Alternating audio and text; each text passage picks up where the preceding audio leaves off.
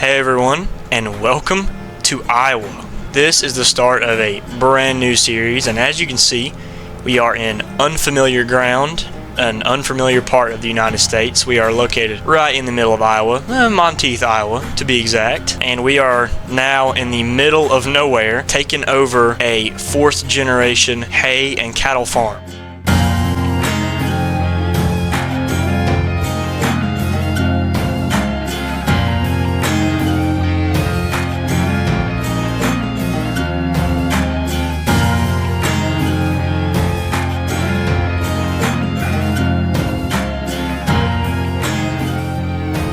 Okay, so now that we got that intro out of the way, I think it'd be a good idea to kind of give you some backstory and to show you, well, where are we? Like I said, we are in Monteith, Iowa, and this is a brand new save here on Farming Simulator 25, and this is the farm, the family farm that I have lived on my entire life. This whole farming land around me is a very big gamble. Most of the farmers around here are usually row crop, but there's been a lot of devastation in this area recently. And actually, just the other day, we just had a tornado come through and wipe out a bunch of farms down west of here. So I feel like it's my job to be the shining light of this area and get a very successful farm going. As you can see now and in the intro, we have about 180 head of cattle here in this pasture, and then the beef lot across the road, just right there. And so yeah, I'm going to take the time real quick to give you guys a little farm tour. We'll start out here by the shop. So this is my little shop here.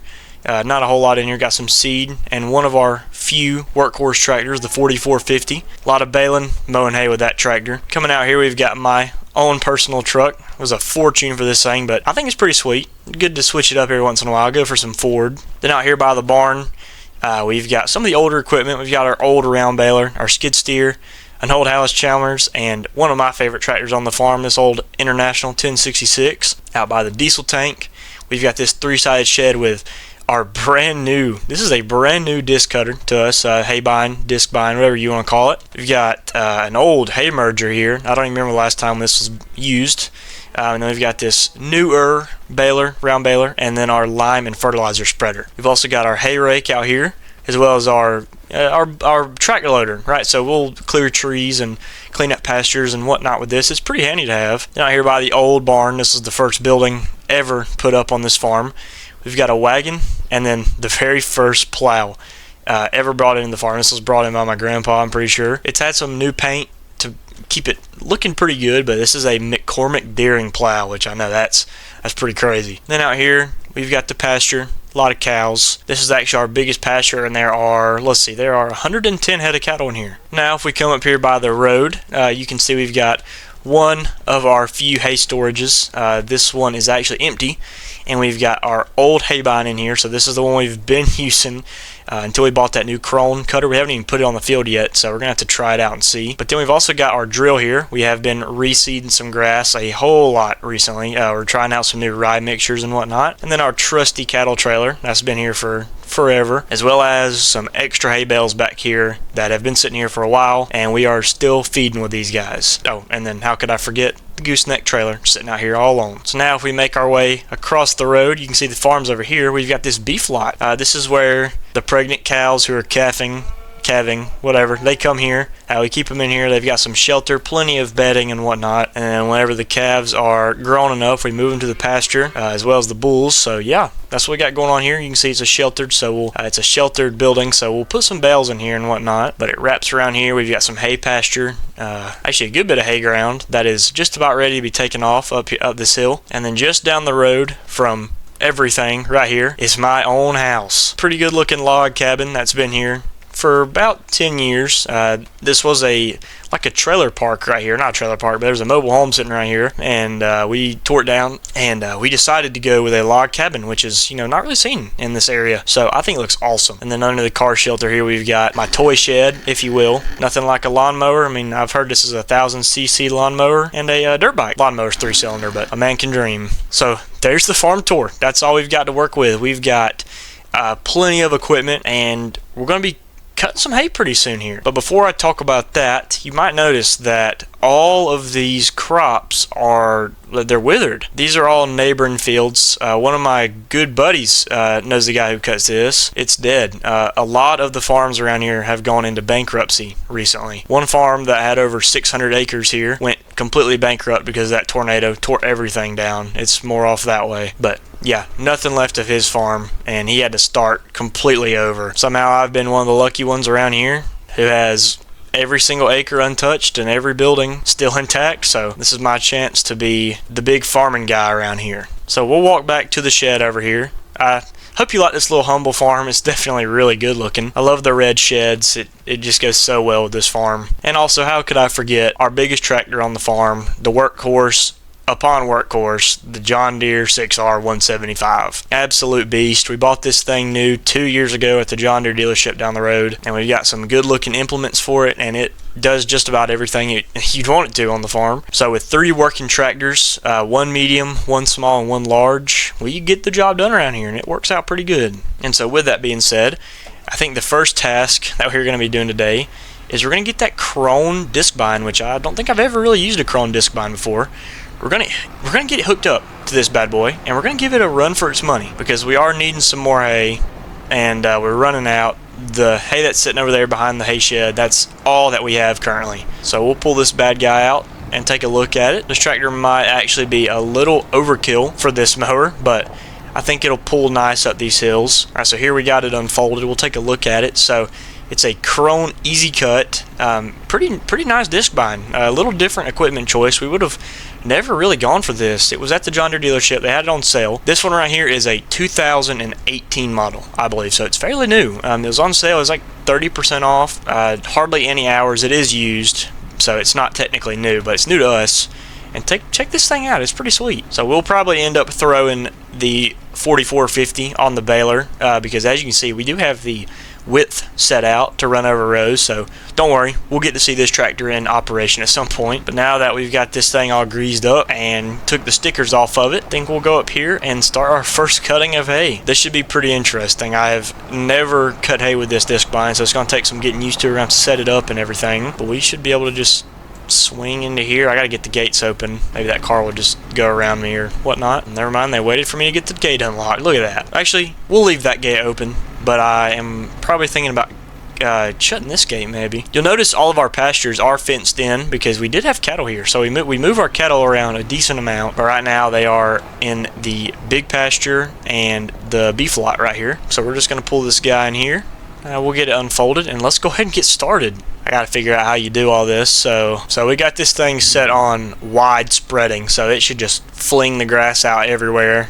Let's see how she does. Definitely is cutting better than the hay bind, and we can run 10 miles an hour with this mower. So that's 2 things that's pretty awesome, and that hay looks pretty sweet and thick. So yeah, probably should have put the hay fork on this tractor rather than the bucket, but we were cleaning out stalls the other day, so I guess I didn't really have a choice. But you know, also I think it'd be a pretty good time to mention that this is one of our few dirt roads on the farm. It leads right down to the beef shed over on this side, and it just kind of goes up here, so we'll leave bales in between these tree lines here, or next to the dirt road if we have extra. Don't worry, we've cut plenty of acres in the past, and we've actually had to put some hay bales out here because the barns were full and there was no more room outside the barns for hay to sit, so we had to bring it all the way up here. And whenever it was feeding time, we just move it all on a trailer and bring it down there to the barn, and it'd sit in the barn. Well, whenever there's room, you know, we just switch, and then it just kind of ends up here, and you can see some of the neighbors' fields start up here. And also, this is a little unfortunate, but our tedder is currently not on the farm, it's in the shop.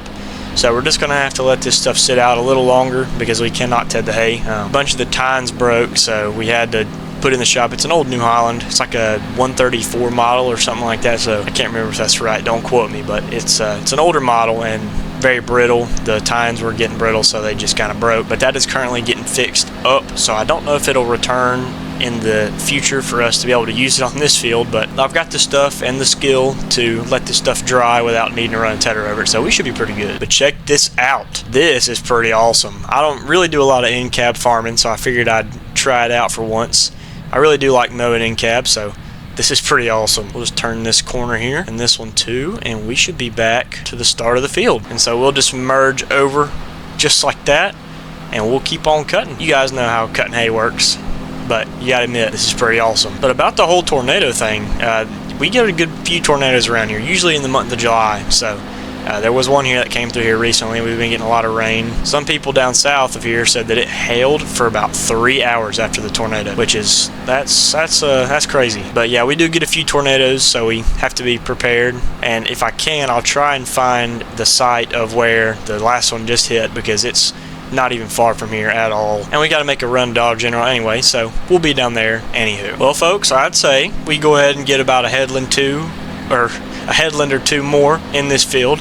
And I think we'll go ahead and start our rows up and down the field. Really liking the way this hay bine is holding up. It's pretty sweet. We'll probably still be using the international hay bine though, because it is bigger than this, believe it or not. But we have to cut it about 6-7 miles an hour, so we can't fly wide open like we can with this one. But I like how evenly it's spreading out the hay. I mean, as you can see, there's like hardly any gaps, so we'll be able to rake one big even pile without missing any. And so yeah, I like what I see. But without further ado, I'd say we go ahead and knock this out with a time lapse, and I will meet back up with you guys when we get this field done.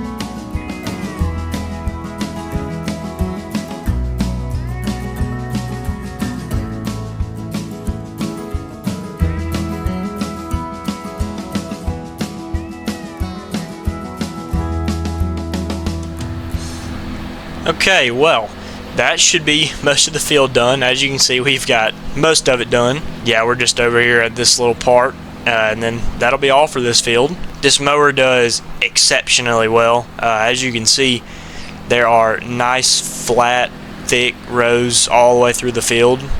Through the time lapse, you probably saw that I could have gone around the field 1 or 2 more times for headlands because it was really kind of stubborn trying to turn around down here and at the other side of the field too. So, but it's all good. We got it cut and we're just about to finish up here.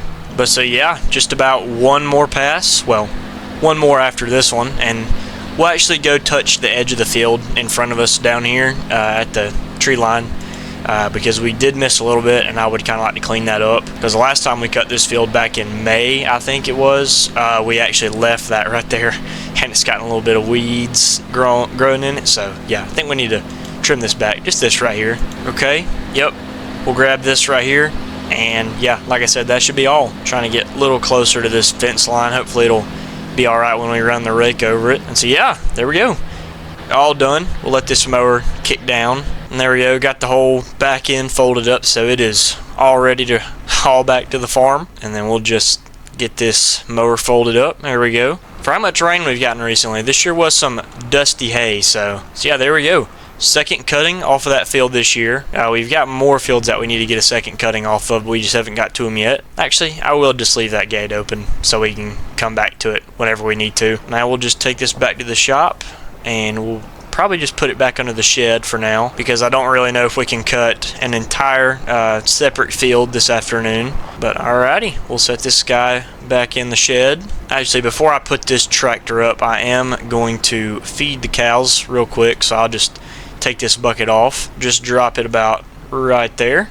Oops, that was the loader. There we go. And now we've got this quick attach bell fork, so we should just be able to just kind of, there we go, scoop it up. And I'm still trying to find a replacement 3-point hitch bell spear, because I cannot find another good one. So for now we're just stuck single loading, that's alright. We've had to make trips like this before, so it's no big deal. Alrighty, there we go. Hopefully these bells are still good. These are the ones from this time last year, I think. So they're about a little over a year old, which, hey, that's no big deal. They've gotten really brown though, so hopefully that's not gonna cause a problem for us. But I've never actually used this hay trough here on 25, so I think you just kind of slide hay in here like this. Yeah, there you go. Alright, there's one bell for those girls and guys, whatever. And then we will head back and grab probably just one more for now for these guys over here, because I just put a bell out in the middle of the field not too long ago, and they've already almost cleaned it out. Alright, there we go. Second bell is on the forks, or the spear, and then we'll just pull up in here like so. Such a nice looking system we got going on here. I'm really liking this. And then we should just be able to set it on the trough and it should take it. Yep, there we go. Alright, sweet. Cattle are fed. This tractor is about to go cool off in a shed for a little while. Also, I didn't know if you guys noticed or not, but this is the new generation of 6R tractor. So this is like the 2020, I think this is 2022 model. So there might be a 2030, I can't remember, but it's pretty sharp. Still like the old stuff better, but I'm a pretty big fan of the way they redesigned the mirrors and everything. We'd actually had a 2014 6R on the farm for the longest time, and then we just traded it in for this bad boy, which, you know, was not a bad idea. And so yep, there we go, got all of that done today. We're done with all of today's tasks, so we'll just go ahead and shut the shed up and let's hit the road. I think before I head home for the evening, I think it's a good idea to go and see if we can find where that tornado hit, because it is just up the road here, so hopefully we can have some luck with that. I'm telling you, we barely got missed by it, so wasn't a super big one, but it definitely did some damage. And actually, here it is right here.